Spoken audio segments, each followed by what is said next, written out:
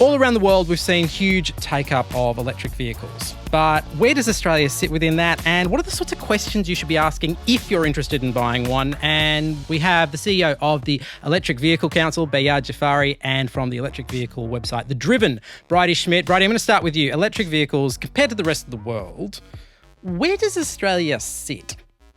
Oh, terribly.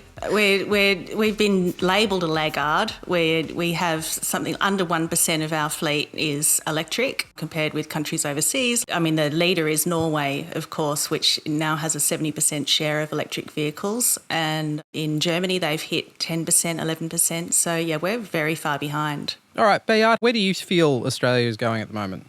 Bridie said that we've been labelled a laggard. I'm the one that's been labelling us a laggard. The Electric Vehicle Council, we're an industry body that represents the sector, but we exist because of this issue, because Australia shouldn't be behind the rest of the world by such drastic lengths. Our issue has been that while consumers want electric vehicles, the industry is sitting at the table ready to invest more. It's government that's just been, holding things up by not putting any policies in place, not helping support the transition from the petrol and diesel vehicles that we've got on our roads to the electric vehicles of the future. More than that too. I mean, there's been deliberate misinformation campaigns from certain parts of government. We heard coalition MPs and the Prime Minister threatening that electric vehicles would ruin the weekend in the lead up to the 2019 election. And I think that's done a lot of damage to their reputation in this country. What exactly are the policies that you're seeing overseas that would increase take-up in Australia, Bridie?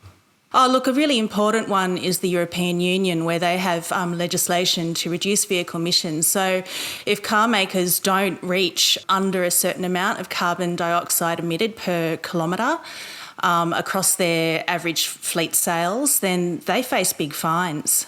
And what do you reckon standing in the way of bringing that kind of legislation here? The government in Australia sort of looked at this very issue, and what they found was, this is back when Josh Frydenberg was Energy Minister, what he found was that passing similar legislation here would save the country around $30.2 billion, and that consumers would save around $500 at the petrol pump every year.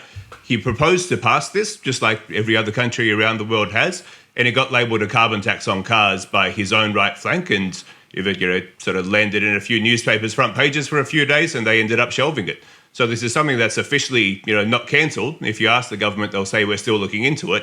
The problem is they've been looking into it for 4 years and nothing's happened. In that particular glorious moment in politics, there was a lot of criticism that came out that electric cars aren't equipped to deal with a country as vast and wide as Australia. People are going to be breaking down the middle of highways because they've run out of charge. I mean, what's the reality of that? How true is some of that criticism? A lot of people don't realise there is a lot of charging infrastructure rolling out.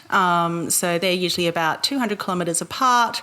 The average electric vehicle has got more than 200 kilometres of driving range. The other thing that people don't think about is the fact that they don't need that amount of range every day.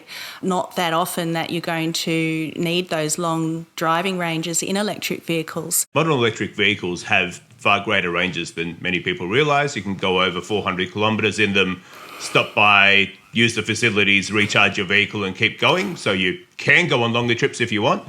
But the other part of that issue is really it's more about sentiment than being realistic. People look at the size of our country and think, well, we must drive very long distances compared to places like Europe and the UK, whereas actually the opposite is true.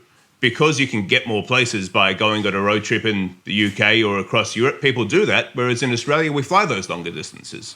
People don't generally go for 20-hour drives, just to get from town to town. They take a short drive to their airport and they get the rest of the way that way. Just from a consumer standpoint, the biggest thing standing in the way of getting an electronic vehicle right now, I think for lots of people, is just simply that it's stunningly expensive compared to, the average price of a car. The biggest reason for the higher price for electric vehicles at the moment is the cost of making the batteries. So they can account for up to 50% of the cost of the vehicle.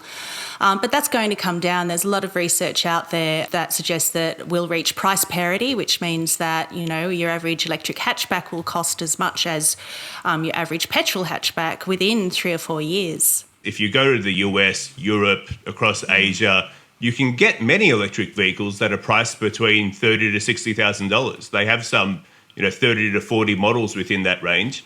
We have about 4 models available within that range. There's the concern of Car companies are making global investment decisions. They say, look, every other market will penalise us for not selling electric vehicles, and they'll give consumers tax breaks for buying electric vehicles sort of in the range of $10,000. You in Australia don't do that. So when we get particularly cheaper electric vehicles that we need a larger volume of sales for, well, you guys miss out. And, we'll keep serving other markets and we'll get to you when we're good and ready. When people are looking at an electric vehicle or tossing up that choice, what do you reckon are some of the biggest misconceptions they have? There's this conception that they don't go far, they don't have much power. In fact, the very opposite is true in terms of power. They've got this instant torque, which means that they can take off at the traffic light without that need to speed up that petrol and diesel cars have. What's worth remembering now is once you then own an electric vehicle, it's far, far cheaper for you to run. The maintenance is quite a lot less. You'll be going a year without needing to take it in for a service. There's no oil changes. There's no sort of regular things needed to change there.